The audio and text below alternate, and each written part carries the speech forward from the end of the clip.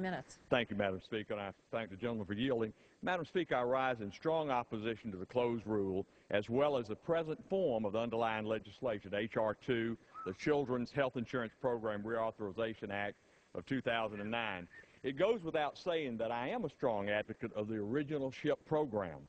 In my nearly 30 years of being an OBGYN doctor, I've delivered over 5,000 children, and I know how important it is that the federal government plays a role in providing health care to low-income kids.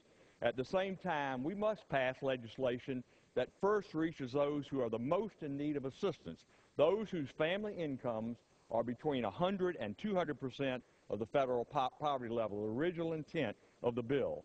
But unfortunately, Madam Speaker, despite the spirit of bipartisanship that both President-elect Obama and Speaker Pelosi have espoused, this bill merely represents business as usual for the Democratic majority. Due to this highly restrictive closed rule, my Republican colleagues and I will not have the opportunity to improve the bill that will affect millions of children across the country and in our districts. I had such an amendment that was not made in order by the Rules Committee. My amendment would have addressed a very important problem with current law that H.R. 2 overlooks: the practice of states, 13 of them, using loopholes to allow people to disregard significant portions of their income to make them eligible for SCHIP and Medicaid as well. At the same time, some of these very states have been ignoring the children who demonstrate the most need for these programs, those between 100 and 200% of the federal poverty level.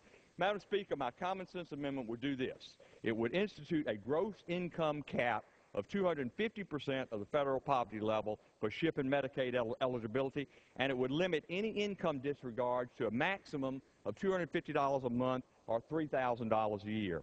This amendment would grandfather in those individuals already receiving SCHIP and Medicaid funds so that we do not deprive current beneficiaries of health care. However, we're not going to get the chance, unfortunately, or any other thoughtful amendments that were offered by my Republican and Democratic colleagues, because the Democratic majority leaders wish to contradict the bipartisan spirit that they touted only a week ago. Therefore, Madam Speaker, I urge all of my colleagues, oppose this closed rule and the underlying legislation. We could have made it better with amendments from both Republicans and Democrats. And I yield back the balance of my time. Gentleman yields back his time. Gentleman from Florida.